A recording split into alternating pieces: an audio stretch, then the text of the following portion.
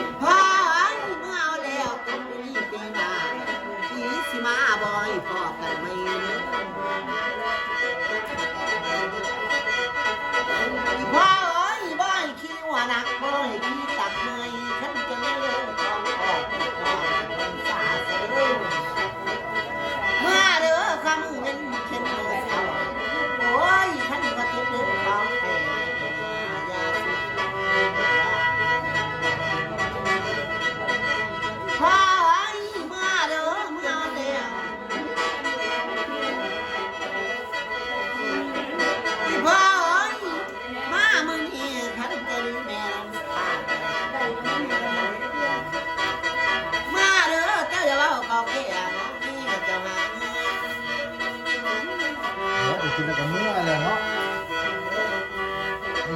พ่อนั่นก็คือมือต้องอ่าน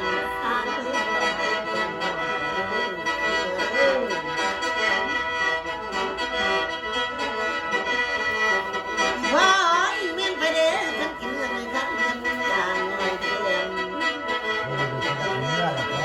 เมื่อเด้อไปวัน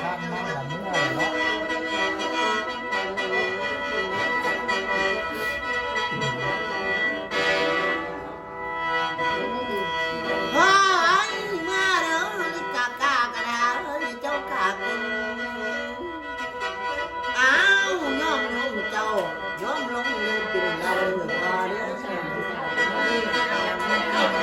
พ่อเอ้ยฉันก็น่าดูกระโดดกระโดดใหญ่ตาแดงเมื่อเด้อฉันก็น่าดูกระโดดกระโดดตาแดงเลยพอเด้อเดี๋ยวจะอยู่ได้กินกับเมื่อเนาะพ่อเอ้ยนี่จึงขันห้าขันสมบัติเอิ้นใส่เมื่อตำทางเจ้าลองปองเจ้าเที่ยวเมื่อเลยเนาะพ่อเอ้ยเมื่อเด้อเมื่อแล้วที่พ่อเอ้ยมันยาวมันคือกัน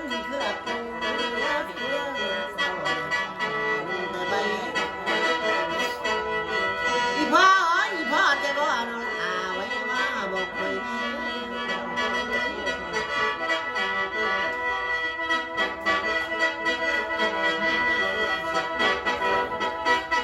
พ่อเอ้ยมันสังเกตมันเฮียงลม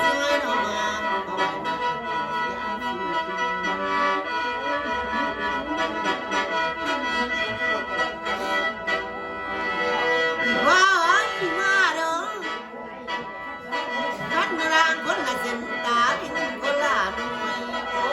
ยท่านกระสุนกระตอนทหารทางนี้ก็ต้องเป็นคนบอกเลยอีพ่อเอ้ยตกปีนี้ปีหาปีสิมาเอ้ยบอกให้พ่อกันไหมโอ้ยจะไปอยากได้ผู้สารจะเฮ็ดถึงมึงคือมึงตื่นเสียมทีเดีไป จะได้ยังบ่พอใจยัง ไม่ขี้หัวนักไม่ขี้หัวนัก เพิ่นก็พ่อเล่าบ่ มีได้สร้างได้มาบ่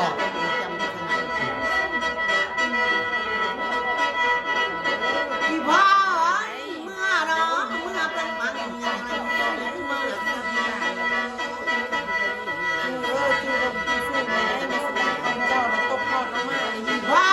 จบจังเจ้างานจังเจ้าคือสิปล่อยดาวกินอ้าวมามือนี้พ่อ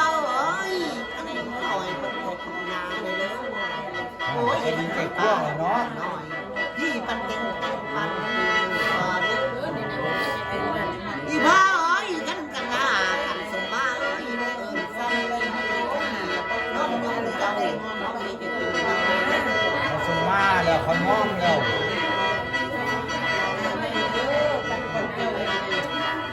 อีพ่อเมื่อเด้อ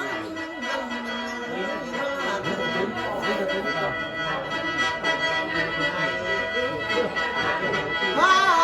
ไปเร็ว หน้าเขาได้เลยต่อยเลยก็บ่ต้องยอดังเด้อ พูดได้ไปสร้างประมงเส้นข่าวคอมือหนึ่งตัดเพื่อเดียวก็ได้ลูกคุณงามซ้ำนี่แหละ สิบขายาล่ะไหน ถ้าเส้นดำนะเส้นพายมันคุ้มจูงกับประสาทว่าอีบีนี่ตัดเท่าเดียวได้รถเลยคิดว่าว้าดีขนาดบริตายไปสั่งแล้วเอาไปเด้อเมื่อนำทางคนละเส้นตาวินคนละหน่วยผู้ใดสิไปทิ้งไหน นี่ผู้ชายจะไปทิพย์ปฐมอยู่บ่เนี่ยผู้ชายมีบ่มันผู้เป็นทิพย์ปฐม บอมมี่กับผ้าละไปนี่ไปทิ้งเสื้อเรื่องของเขาซิล่าเรา ไม่ยิ่งก็ไปทิพย์รถบัส เ